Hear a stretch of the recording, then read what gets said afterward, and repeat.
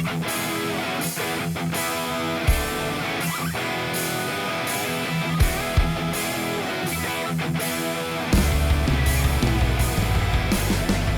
to Firearms of America. Today I am back here at Shooters in Fort Myers, Florida, and as you guys can see, I have plenty of stuff to review.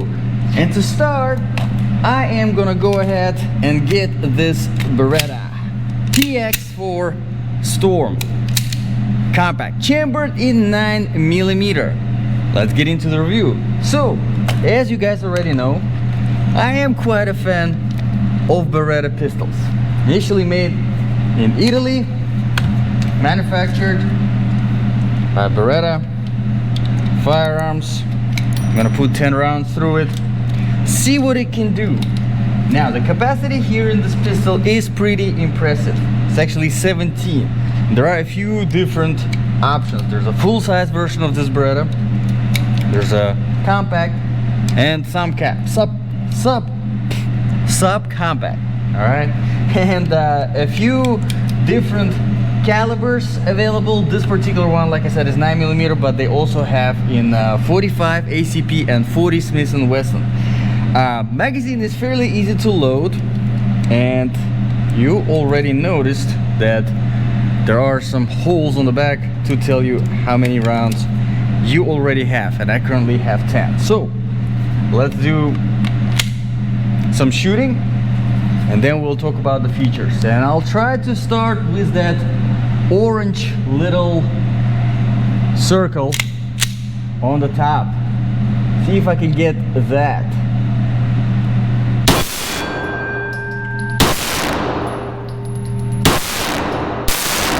Yes.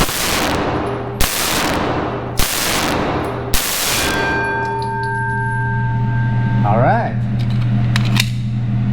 Interesting. The way it handles the recoil is quite interesting, and I'm gonna put 5 more rounds just to get a little bit of a better feel from it. Let me tell you, the barrel in this gun breaks a little bit differently than pretty much anything else I have seen. As you can see, whenever it breaks, it creates this rotating motion, and that definitely helps with the recoil. Now, a few other factors that help with the recoil, of course, the grip. As you can see, there's plenty of space on this grip in order for you to place and have a decent grip of the grip. There isn't really much of the aggression. There are sufficient serrations on the front and on the back, really nothing on the side. The sides are kind of flat, but because overall you get a pretty good weight distribution of the gun, even though it's polymer framed, it is fairly easy to handle the recoil. All right, let's do 5 more rounds. Some more.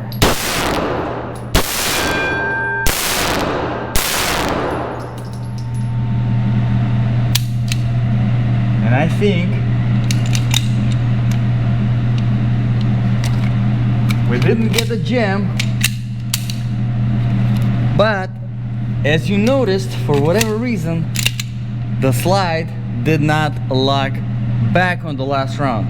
I'm gonna do some more shooting and we'll see if it happens again, but let's start talking about the features. Okay, first of all, I already talked about the grip. Pretty good. I like it overall.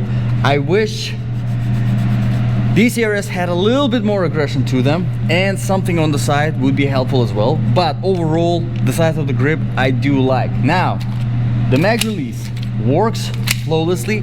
It is not ambidextrous, however, looks like it can be interchanged for lefties. Although I don't think this gun is very much appropriate for lefties, because the slide release is not ambidextrous, even though the decocking safety is. So will not really work for lefties anyway, even if you switch the mag release. But it works very well. I wish there was a little bit more of the area for the mag release button. Now, let's talk a little bit about the trigger. The trigger is single double action, and in single action, it looks something like this, we have quite a lot of the initial travel, probably about 5mm, maybe even 6mm of initial travel. Quite a lot, not very usual for a single action trigger. And then after that we have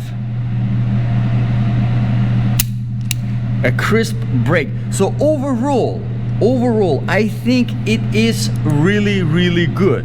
I just wish that initial travel beforehand, before the break, was a little bit less on the initial travel. Okay, so let's talk a little bit about the double action now. Now, if you prefer to carry your, obviously this is a compact version of the gun, so it's fairly reasonable to conceal carry this gun. And you probably already noticed the rounded trigger guard, which makes it a little bit more comfortable.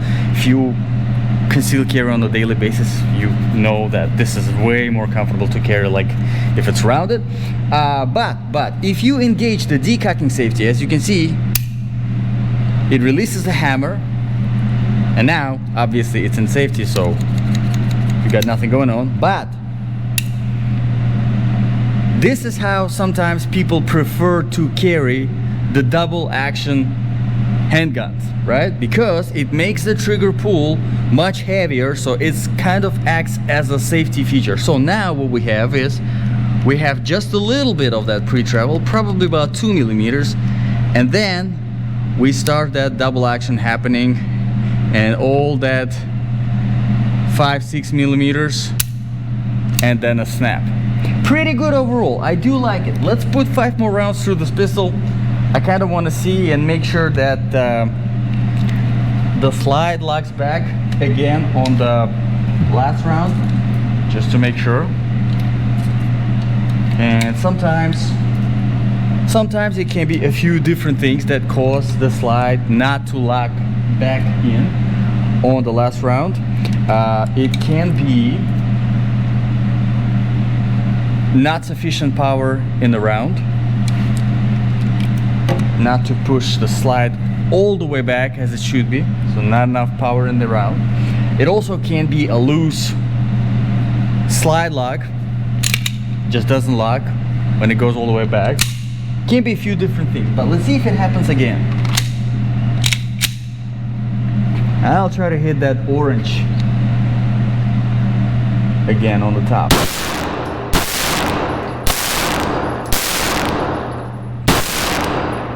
All right, lock back. Now I'm happy about that.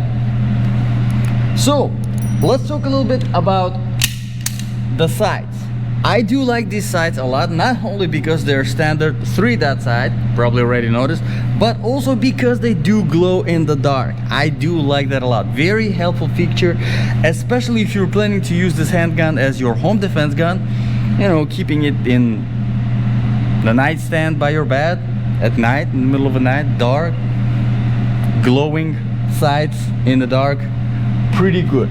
Now, some people, I've met people, a lot of people who are not big fans of this decocking safety, and because of that they discredit the whole gun. And basically their problem with it is that whenever you're decocking the safety, it releases the hammer and strikes it, and they're not happy with it. So if you're one of those people, this is not the end of the world.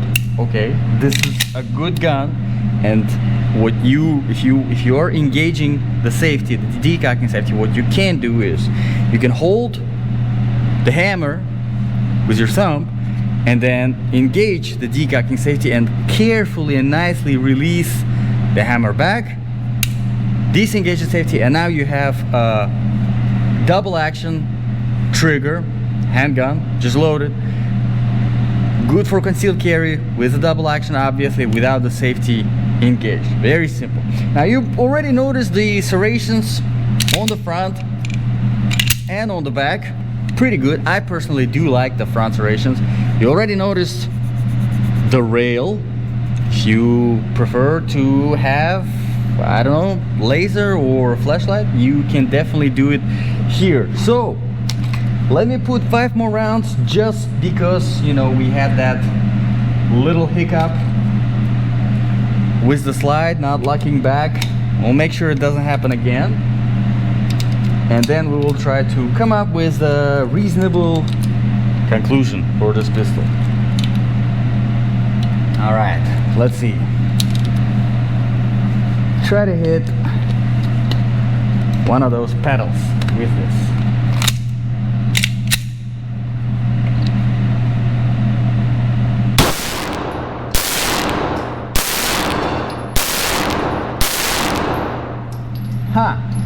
And I'm pretty sure the problem I had with the slide not locking back in is because this ammo that I am using to test this gun just does not pack enough of punch, because as you can see, I've hit that 3 or 4 times out of 5 and it still did not turn that pedal. And usually it does turn whenever you shoot it with a 9mm, because I was able to turn it around even with a 380 out.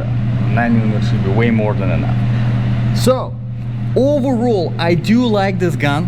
I think it handles the recoil perfectly. I think it's a great option for a concealed carry as well as a home defense, because it, you know, the capacity 17 in 9mm, but if you prefer a little bit more power, obviously you can have the 40 Smith & Wesson and the 45 ACP if that's what you like. Definitely good weight, good size, a little bit on the bigger and the heavier side obviously for a concealed carry, but overall pretty good. So let me know in the comments below, guys, what you think about this Beretta, and I'll get ready to start reviewing some of those. So if you want to see all that stuff on the desk, make sure to subscribe. Thank you very much, guys, for watching. I'll see you in the next video.